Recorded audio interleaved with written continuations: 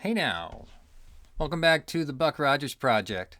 So now, when we last left Buck, he was in the shuttle, and the Draconians were he didn't escape. The Draconians let him go, and to use the shuttle to get through Earth's defensive barrier. And here is the shuttle making its way to New Chicago in the foreground. So toward the inner city. All right. So what they're doing here with the show is they're drawing from what's part of the Buck Rogers mythos. So the inner city stuff, I don't think it's new to Buck.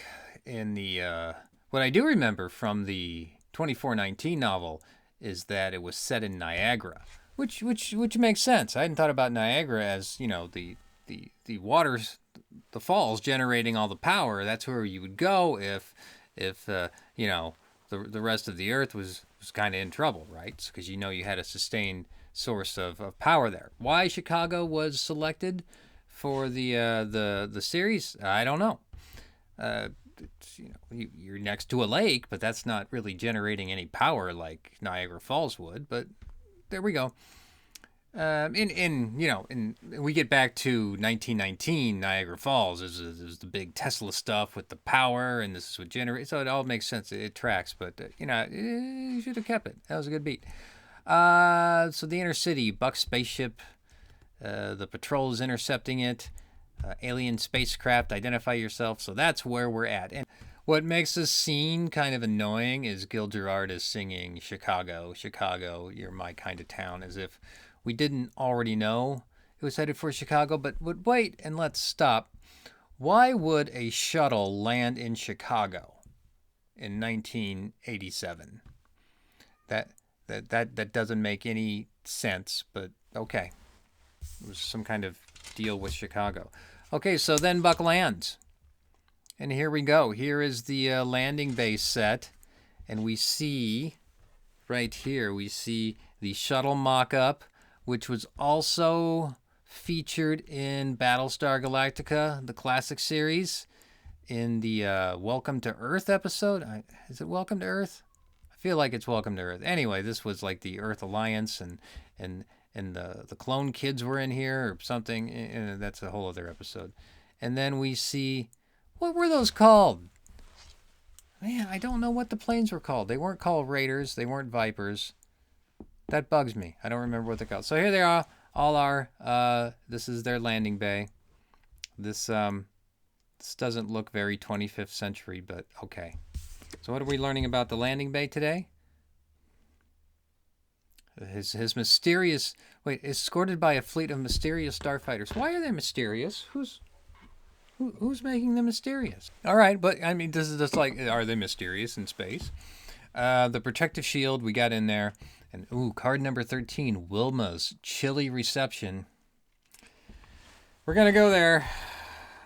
But we get two cards here for Wilma's chilly reception because I looked through these cards again, and like the last four cards all feature the starring players in our drama, which is a bit annoying because we already were introduced to Gil Gerard, obviously, and we were introduced to Pamela Hensley, and just did a show on her, but I'm going to have to get to her card when her next scene comes in. So we're going to start with Erin Gray. It's card like 85. This is the Erin Gray as Wilma card. So there she is. And a little bit about Erin Gray. That's the co-star. I didn't know she was born and raised in Honolulu. I did know she was a model. What I also know her from as a little kid, and I could never put the two together from a little kid's point of view, is she was also like the stepmom or girlfriend, I don't know, on Silver Spoons, the Ricky Schroeder vehicle. Now, I don't think we talk about Ricky Schroeder anymore because we don't. But Erin Gray was in that show, and I think Erin Gray's still rocking conventions and all that, playing Wilma. But here's the thing about Erin Gray as Wilma. Although we have this kind of insulting card with the chilly reception, and yes, it was a bit too much overdone during the movie because she just suddenly falls in love with Buck in a somewhat problematic way. But if you look beyond all the 1978, 79, issues here with how folks were portrayed and how unfair it might have been, we got to look at what's her rank. I mean, this is a huge rank. She's the commander here. So she's colonel. There we go. That's her. I don't know why I didn't forget that. And she's in charge of all this stuff. So that was Erin Gray's initial portrayal of Wilma here. This was somebody that was getting stuff done. But it bounces, and we talk about the second season where they just put her in a mini skirt in a little. Did she have a hat too in the second season? They just turned her into a flight attendant for the little ship they were on. That second season, some issues with that second season. But here she's just is kicking ass and taking names. That's what we all liked about Wilma here. So there she is. She's suspicious, almost as suspicious as the Draconians here. What is this guy? Why are we? What's going on here? Now, we're going to get to other cards that remind me of some of the questionable things in this episode, like, the death penalty and all that stuff. But there he is.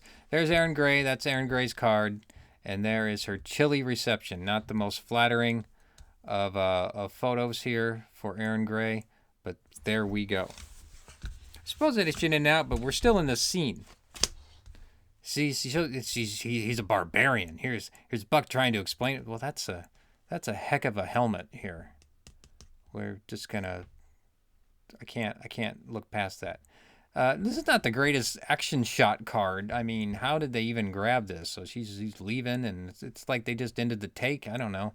And these guys are just hanging around here with their helmets. And Buck's like, what's going on here? Come on, why you got me in handcuffs? Blah, blah, blah, blah, blah. And so this kind of the suspension of disbelief here and how Buck is acting is a bit tough. So, but what's the card have to say?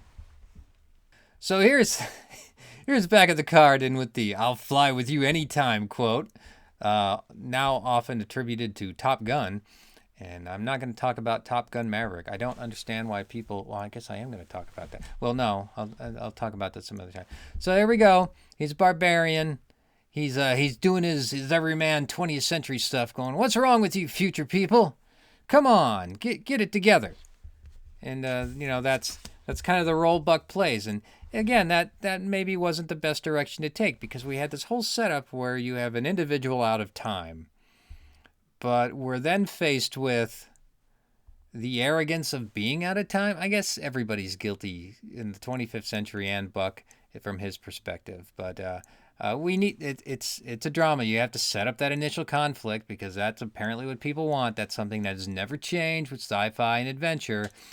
I would reference the first Avengers movie, where you had that fight that you didn't need between Thor and Captain America and Iron Man, but that's how it goes. So we have this initial conflict, and I think I'm going to stop this show, because once we leave the launch bay here, we go to the waiting room, where Buck has a conversation with Dr. Hewer and Dr. Theopolis and of course Twiggy.